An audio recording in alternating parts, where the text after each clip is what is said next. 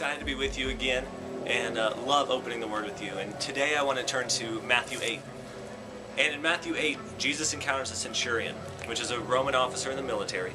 And what the centurion does is he comes up to Jesus and he says, "Hey, I have a servant and he's at home and he's paralyzed and he's suffering terribly.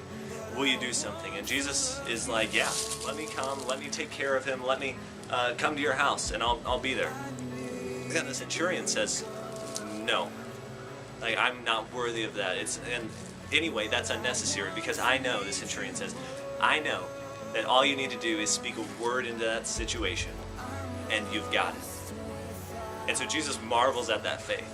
Jesus marvels at the faith of the centurion. And he turns to the people around him and says, "Surely, I have never seen faith like this in all of Israel." And he turns back to the centurion and says some incredible words that we need to apply today. He says to the centurion, "Go, and let it be done for you as you have believed." And so my question for you and for myself today is, in what have you believed? Situations and circumstances can a lot of times shake our world, can cause waves in our sea, and can knock us off guard and skew our focus. In midst of that, we can turn to some crazy things. We can hope and we can trust and we can believe that certain things are going to fulfill us, that certain things are going to get us out of that mess or get us back on track, get us refocused in a place where we're comfortable again. You know, the centurion was dealing with his paralyzed servant, but in your situation, maybe you're dealing with some parent issues. Maybe your parents are getting divorced. Maybe you're dealing with a tough go at school. Maybe you're dealing with a relationship with a guy or a girl that is just messing up your focus, that has just gotten the best of you for so long.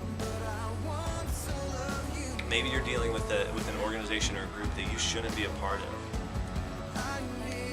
And so whatever that is, certainly beyond those examples, but whatever it is, whatever situation is causing waves in your sea, whatever situation has knocked you off guard, in what have you believed? And certainly, in our success, we can believe in some crazy things as well. We can start believing in ourselves.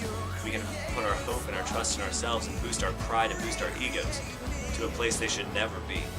But the centurion turns to Jesus, and his faith is in what's eternal. His faith is in what actually works. It's not in girls. It's not in money. It's not in grades. It's not in groups. It's in Jesus. And you know what Jesus does?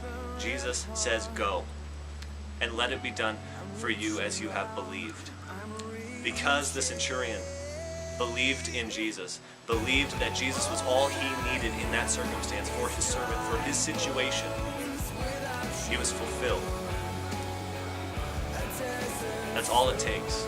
That's all it takes. And I'm not saying that your situation is going to take a drastic turn for the better.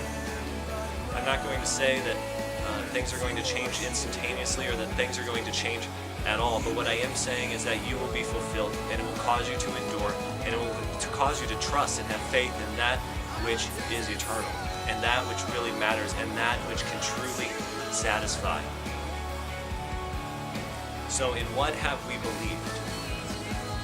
Is it in the junk that this world presents us as satisfying and fulfilling in order to deal with that discontent in us, in order to reconcile that dissonance in us that the situation or the circumstance is causing? Or are we believing in ourselves or in our pride or in somebody else as we've been elevated and as we've received success and received good things? In what have you believed? Because anything apart from Jesus is going to fall flat. Anything apart from Jesus is dead. Anything apart from Jesus is temporal. But might we believe in the eternal, the fulfilling, the satisfying Jesus Christ to speak a word into your situation, good or bad, success or failure, and cause you to gain a new perspective, a new life, a new vigor, a new joy, and a new hope that can carry you through seasons of high and low, the roller coaster of life, as you press onto the cross. Thankful for our time together, and I want to wish you and your families a Merry Christmas.